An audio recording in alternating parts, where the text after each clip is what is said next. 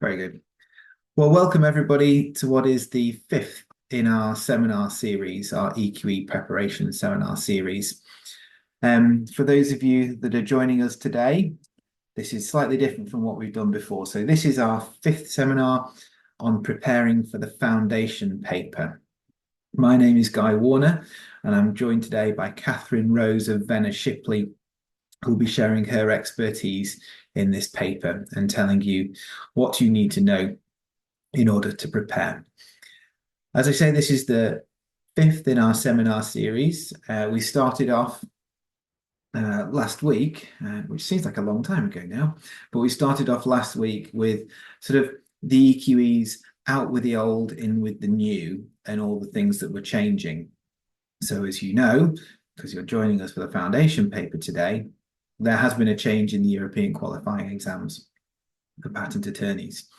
And that's a situation where we're moving away from the old papers, A and B and C and D, and we're moving towards the foundation paper, and then M1, M2, M3, M4. And I'll talk to you a little bit about that process in the first few of my slides, in case those of you on the call today weren't able to join us on that first seminar that we took. Obviously, for those of you joining, you're going to be under the new exam system, the new EQEs. So the seminars that we had, numbers 2, 3, and 4 on A and B and C and papers D, respectively, may not be relevant to you.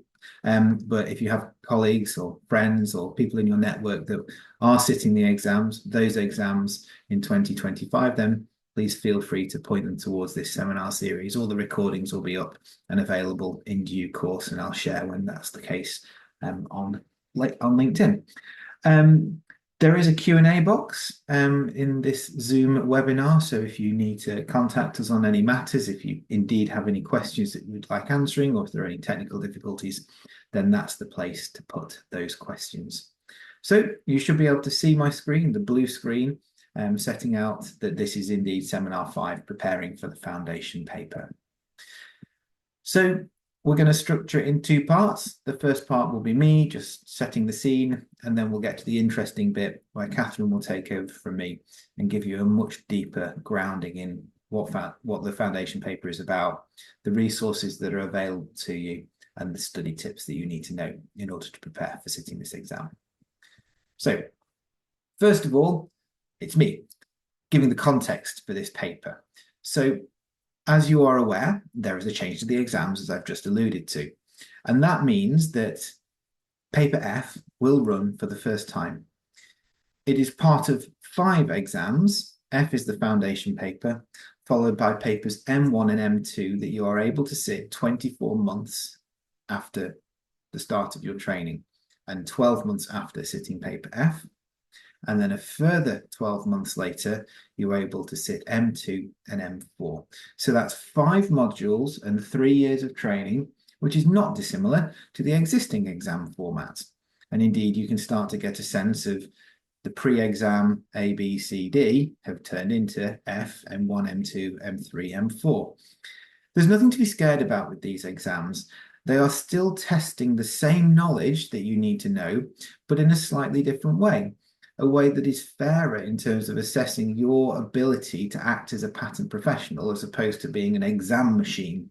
And indeed, when we in EQE training teach papers A and B, it's a very technique-heavy way of teaching. And actually, it's not reflective of real practice. We tell our candidates that every time. So the new exams should be more reflective of real-life practice. But F1 is much more about your foundational understanding of the law, and indeed, as it says on this slide, and as Catherine will talk to you about in more detail, it's about your legal knowledge and your ability to analyse claims. The exam is rolling out, as stated here, so F is starting in this next cycle of exams in 25, M1 and M2 will join it in 26, and of course, you'll get the full complement exams available in 2027. That means that papers A, B, C, and D will run for the penultimate time in this cycle, 2025, and for the last time in 2026. And indeed, if you have enrolled to sit F, you cannot sit any of A, to D in 2026. So if you're sitting F, you're locked in to that top path of qualification.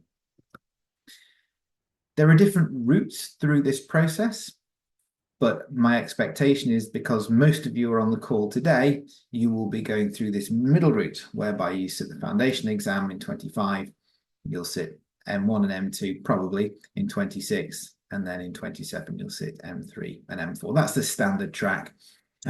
If you were to be using the old exams, that track on the top allows you to sit them in 25 and 26. And then there is also a fast track system that's available. But as I say, we're here today on a call about the foundation paper, which suggests to me that you're taking that middle track, which means you will be sitting the foundation paper. And the foundation paper is taking place on Friday, the 21st of March, 2025. And crucially, and I think Catherine's going to repeat this, but you need to make sure you have enrolled for that exam. You should already be registered, but you need to enroll for that exam. Enrollment opened on the 8th of July, and to the best of my knowledge, closes on the 23rd of September. Don't quote me on that. You'll get the exact date in a moment. But the point is, and I've said this in every tutorial, if you do nothing,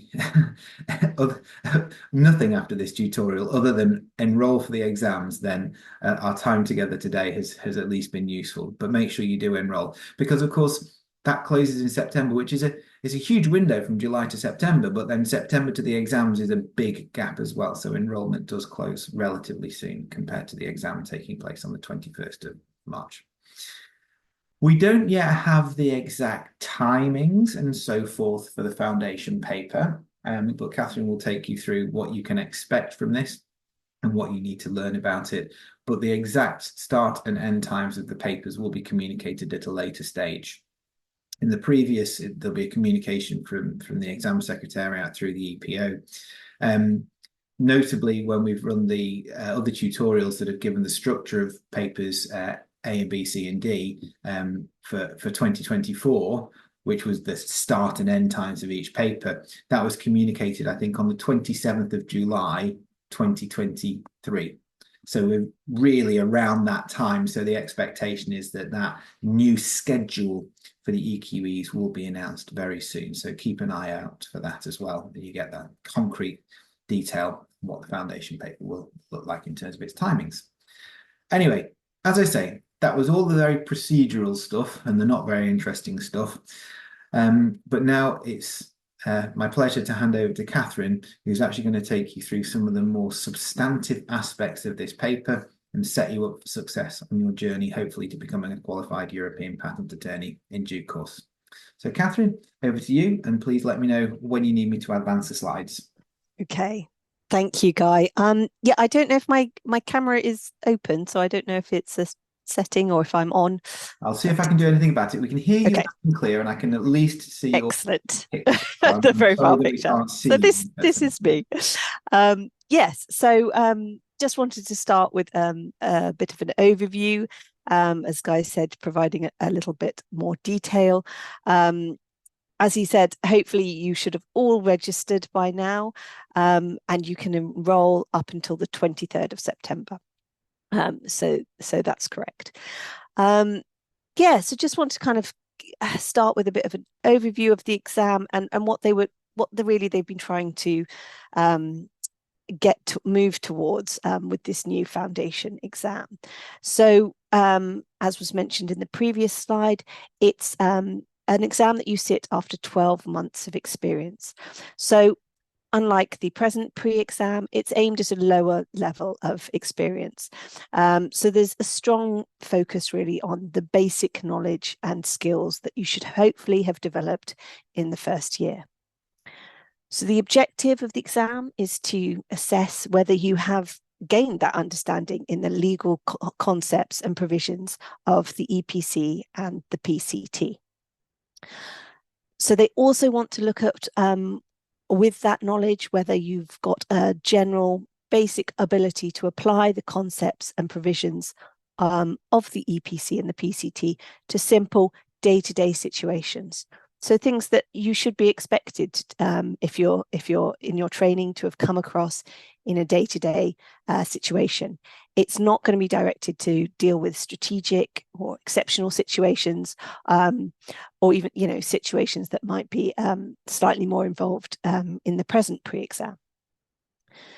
So really what you should be looking to do if you haven't already, but focusing on in the next few months before the exam, is to, within your training, talk to your training partners and make sure that you're aware that you need to get an understanding of these basic legal concepts of the patents systems.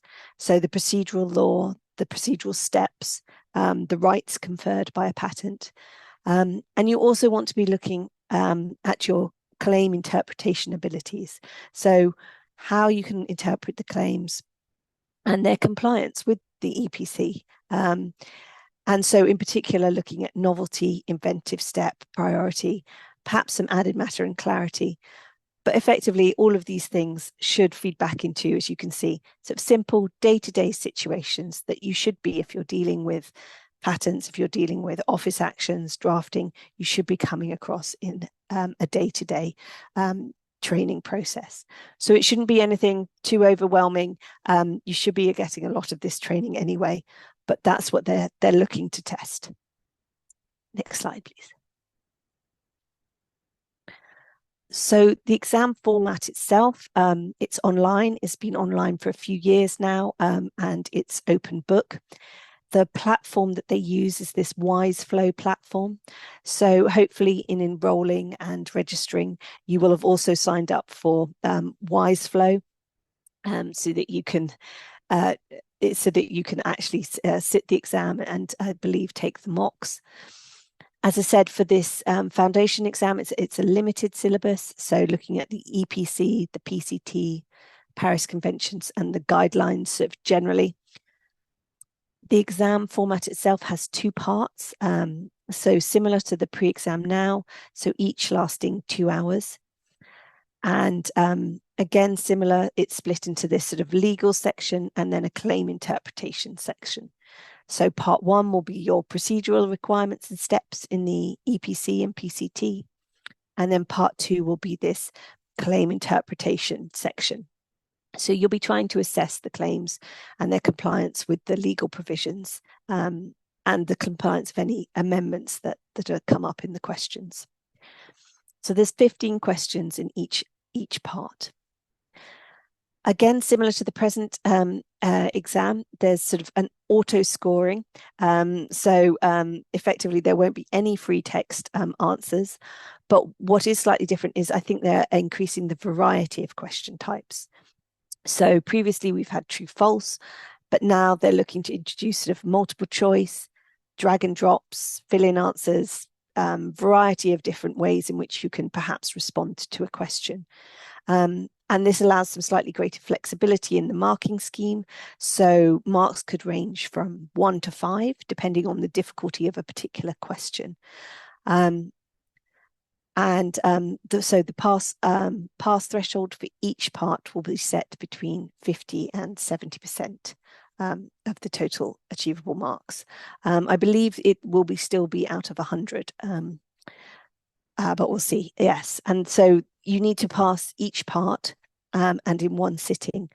And the idea behind that is that they're trying to test these various different skills in the different parts, and so they need to know that you're competent in each of those skills. So you need to pass both parts.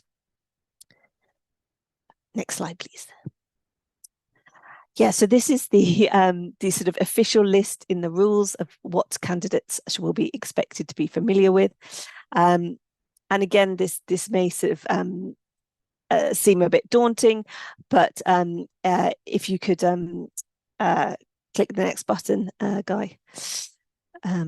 Yeah, what I've taken from this is effectively the emphasis is on the EPC and the PCT. So the EPC, the guidelines, the PCT, the PCT applicant's guide, and then also sort of having an awareness of the Paris Convention and other useful things to have at your hand as the closed days at the EPOs, so calendars that show that. So although it may seem like quite a lot from this, as I said, they're trying to test your basic knowledge and skills at this stage. So just focusing on the EPC and PCT and the associated guidelines should be really the core of what you're looking at. Next slide. Okay, so what I'm going to go on to next in the sort of next few slides are really kind of the resources that you can find to help support your understanding and knowledge for the exam. And there really is a lot out there.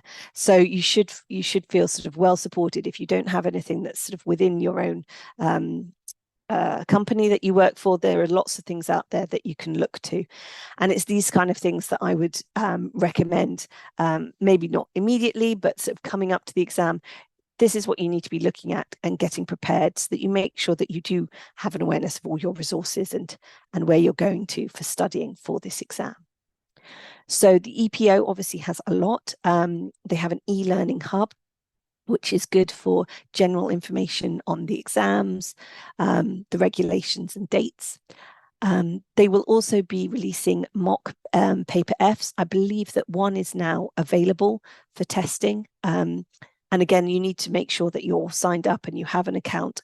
So that should help. And really, this mock paper should be really quite useful. You may not want to do it now necessarily if you're still trying to you'll be still getting to grips with your revision, but making sure that you can access the paper.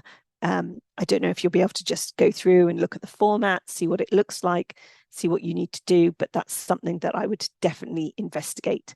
And perhaps you can even give it a go now, see how you go, and then try it again in several months' time next year when you've really got into your revision, and see if there's a change. Hopefully there should also be some more mock papers by then. So the various communications from the examining board concerning the changes, specifically what's going on with paper F, can be found there. And they also provide a study guide, which should have some reference materials and literature for you. So this the Learning Hub also has obviously all the past pre-EQE papers and examiners' reports. As Guy mentioned, if you are sort of here for the foundation exam, you're signing up, you're going on this new track, then obviously you may want to take a look at these papers. You may want to have a look at the old pre-EQE papers, but I would just do so with caution, because obviously the exam is changing. It's directed to 12 months of experience rather than 2 or 3, so that the level of questions will be different. But in terms of sort of legal questions and sort of claim interpretation, then perhaps it should be relatively similar to what they're trying to sort of head towards for the new foundation exam. Next slide. So further EPO resources can be found under the EQE training. So this is, again, really useful. They offer these emails that can go out, and they have basically daily legal questions to get you thinking about the law, different areas of the law, and they come out on Monday, Wednesdays and Fridays. And these are something that you can sign up for. They replace what was the coffee break questions for the pre-exam and paper D. So those questions are currently being redrafted for paper F, but I think they've got an interim called these brain teasers, which should be available for you to sign up for. And it should just keep you thinking critically as you go through your training. If something comes up that you're not aware of, it's a good opportunity to then talk to colleagues and your training partners to see if there's areas of knowledge that you need to fill in and get some feedback. This area also has a guide for preparation for the exams, and they also provide an online course for F through the European Patent Academy. And that course runs from September to March. And I think you can still register for it now. So even though it started you could, or it will start in September. If you're late, you could still sign up. So effectively, it hasn't started yet. So if that's something that would interest you, then I would certainly have a look at that as an option for remote learning. So resources are also available from other sources. So there's various different sort of groups and companies that are out there that are offering sort of guidance and courses for people sitting these exams. Delta Patents is quite a well-established, well-known site. They have the L book, which has now been updated and directed towards the foundation paper. So I certainly used the L book when I was studying for the pre-exam, and I just found it really useful. Like at the front, it's a large book. It's quite scary. It's got a lot of questions. I would say that, you know, don't panic. You don't need to answer every single question in the book. But what I found is that at the front, they have a really good structured page, which hopefully will be in this next one, where it breaks down the different sections of the EPC and the PCT. And for me, that provided a really useful guide as to the different topics, the different articles and rules that I might want to cover. So it really helped me to structure my study to make sure that I had gone through and covered. And so long as I'd answered at least some of the questions or the key questions in each topic, then I felt like I had covered something. So for me, I found this book really useful, and it's something that you can, you know, dip into a little and often, and sort of link that in with your with those coffee break questions or brain teasers. That can help. Delta Patents also have blogs and posts. And I assume they will do the same for the foundation paper. They have post-exam analysis, which I tended to avoid because I'd rather just sit the exam and see what happened. So, you know, some people do like to go in and read comments and outcomes from that. So depending on if you like that kind of thing or find it useful, that they have those blogs. They also offer a series of courses that I believe are online and in person. So that might be something that you'd want to look into as well. Phelan is an independent sort of patent attorney who offers study courses. I haven't had any direct feedback about this, but it seems to be sort of growing in popularity, and there's different study groups and courses that you can get through that. And then CP is again sort of quite well established for exams, and they also have sort of courses and preparations for the EQE. So that's another site that you can investigate. So to help support you in understanding the EPC and the PCT, I would definitely recommend getting a legal text. The two core texts that was circulation were Visser and Hoekstra. And I know certainly for Hoekstra, a new edition is expected in August 2024. There was people find these sort of useful in different ways. Some people really like Visser, some people prefer Hoekstra. Hoekstra's sort of set out in a different way. So really, I would see if you have any colleagues who have one of these books that you could perhaps look at, see which you prefer, see which might work for you, because what you'll really be looking to do is to try and get familiar with the law, familiar with these legal texts, so that you can really answer the exam's questions as quickly as possible. So you need to find one that suits you and suits sort of how your brain works. But certainly those two I found quite useful. The EPO guidelines, of course, available online. And the PCT, the articles and rules, can also be found in the cross-referenced PCT that's been put together by Halsey. And this has become increasingly popular because the PCT generally doesn't have any cross-reference between the articles and rules. And so that's what this book does. It provides a link between the two. So it helps sort of working out where you are and what's going on with the PCT a lot easier. So the WIPO website also has lots of good information regarding the PCT. and the Paris Convention. So here you can find the PCT treaty itself and the regulations.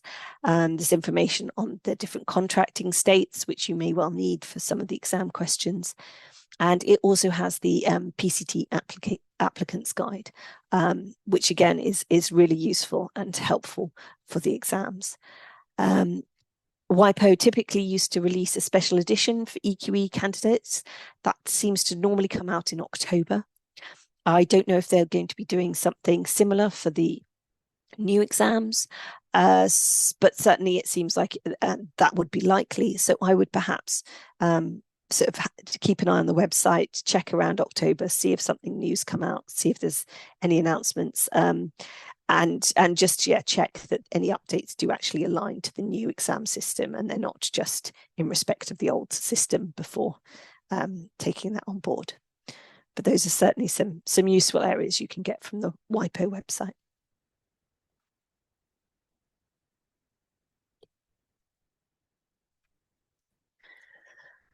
Yes, so if that's kind of the main resources that I've got. So then it was just really talking to you about study tips, and I've kind of, I think, mentioned prior to this really that just getting familiar with your legal resources is really key. At the beginning, it seems like you've got lots of time, but you may, if you're spending all your time searching around for the answer to one particular question in your text, that is actually going to eat into your exam time a lot. So you want to have a good understanding of your text. You want to select a text that works for you. As I said, some people prefer Visser, some people prefer Hoekstra. So you want to understand the structure of that text. People have different organization systems. Some people like to tab up different sections, different pages. Some people like to keep the books a lot cleaner. Really, it's finding what works for you that you can get to those answers as quickly as possible. And hopefully by the exam stage, what you're kind of looking for is that you should really have an understanding or a knowledge of most of these areas. And really, you're just checking the answers just because perhaps you're in the exam and you just want to doubly make sure that what you think is the answer is the answer. But it's also because there's a lot of the law, there's a lot there. And the idea is that you're not meant to know all of it, verbatim. The idea is it is open book. You have the resources there. So you're not meant to have all this, every single detail to hand in your brain at the time. So it's a combination of things that you know and you should know well from your day-to-day job. And then having that in combination with I know it relates to this article. Where can I find that in my book just to double check? So that's what I would be trying to do in your preparation going up to the exam. And sort of understanding those texts really, I found, came through practicing those legal questions or going on a course to help with that study. And so the more sort of questions you did and different topics you covered, the more different sections of your textbook of the law that you cover. And that should really help familiarize you with those different areas. So linked to that is also, practicing these mock papers. As I said, that's kind of two elements to that. A, to get some practice of the questions and the exam, but also from a technical aspect to become familiar with the WiseFlow format, with the online format, with how the system is actually going to work in practice. And so for that, really, you want to make sure that your exam setup works so that you have a computer set up, you have monitors, you have your camera ready to go, all the things that you're going to need for this online exam with the online invigilators to make sure that when you do sit the exam, the only thing that you're worrying about is the questions and not whether your monitor is on the blink or whether you can log into WiseFlow or all of those elements. Those you want to make sure are running smoothly. So practicing mock papers and ensuring that's all set up will be quite key to that. And then, as I said, there is a lot of the law, and so breaking down your revision into manageable portions really should help you keep on top of what you're doing and should help to make it as I said, just feasible. So for me, as I said, the different sections that were laid out at the start of the L book, I found really useful to help me create a sort of timetable and study plan, so I could keep track of the areas of the law that I'd covered, what I had left to do, and I had a timetable of how long I had to cover all those different areas, and that meant that I could really sort of take my time, and I wasn't panicked. It wasn't all sort of left to the last minute, and I wasn't fatigued by a really intensive month of revision. Really, I could keep going and do bits on a steady basis for a few months leading up to the exam. And for me personally, that was really important because it meant that I could plan my study, but I could also plan study breaks, because you'll want Christmas, or you'll have a holiday, or you'll have a family event, and things that mean you're not going to be able to revise for a week. But if you've planned that in and timetabled that in, then that's fine. And linked to that is having, for me, with my work, we had some study leave that we could take, and then sort of leave for the exam. So it's understanding how that works with the company that you're in. Hopefully you do have that, but I guess it depends on your company. And then also just factoring in sort of some time after the exam, if you want to just, have a little bit of a break, have some holiday, just to sort of clear your mind and then come back to work afresh. So those were really kind of, the main things that I found useful for studying. So and then just basically good luck. Like, hopefully, when you get to March next year, you will have had a lot of time preparing and revising, and I'm sure we'll do very well. Thank you so much, Catherine. That's I'm sure everybody will be feeling much more prepared, or knowing the journey that they need to take now. And indeed, when you sit down in March, I hope you find that this session will have set you on a really good course to getting to that exam feeling confident. So that concludes this session. This concludes this seminar series that we've run. I'm just going to leave you with a few final thoughts in case you didn't hear me talk about these on the first seminar. This is your first exam, and it's quite a big one because you're looking at a lot of book work and a lot of the law that you need to cover, as Catherine has set out. Don't be overwhelmed by it. It is designed to be manageable. You're here on a preparation seminar on a lovely, well, at least where I am, sunny day in July. So you're in a good position. You're here and you're preparing. So that's great, but make sure you set your plan, as Catherine said. Work out the months, the weeks, the days that you have, factor in the breaks that you need, your family commitments, your professional commitments, and fit your exam preparation around that, because over excessive preparation is going to be your secret weapon for these exams, or at least it will be for the majority of people in the profession. Some people find exams easy. To qualify as a European patent attorney is not easy, and you need to prepare, and you need to make your plans. So please do start doing that as well. As Catherine has spoken about, past papers are absolutely vital for your preparation in these exams. Unfortunately, you're the first people to sit this exam. So there aren't many past papers. There aren't any past papers, but there are example papers being prepared. And so make sure you consider when to bring those into your preparation. The resources like the L book are fantastic. They're definitely worth buying. And that breakdown of the kind of sections of the law that you need to learn is incredibly important. I personally, when I prepared for my exams, and it was paper D when I did mine that needed this, but I actually had a big spreadsheet where I basically put all the sections of the European Patent Convention and the Patent Cooperation Treaty together in one worksheet each, and I divided it up into sections, and I wrote down the titles of the various articles and the corresponding regulations. And it was very sort of boring, but it actually really helped me understand the structure of what was ahead of me. So even something as simple as that, a little bit of copying and pasting, can really settle you and get that preparation embedded, and you know what you need to do between now and the exams. that preparation of materials is also really important. You should find that you're writing down ideas as you go through things. It's an open book exam, so you can prepare crib sheets. But make sure you're always testing and improving them. So every time you do a coffee break question, or every time you do a question from the Delta Patents book, you'll learn something. It might be confirmation that you were right.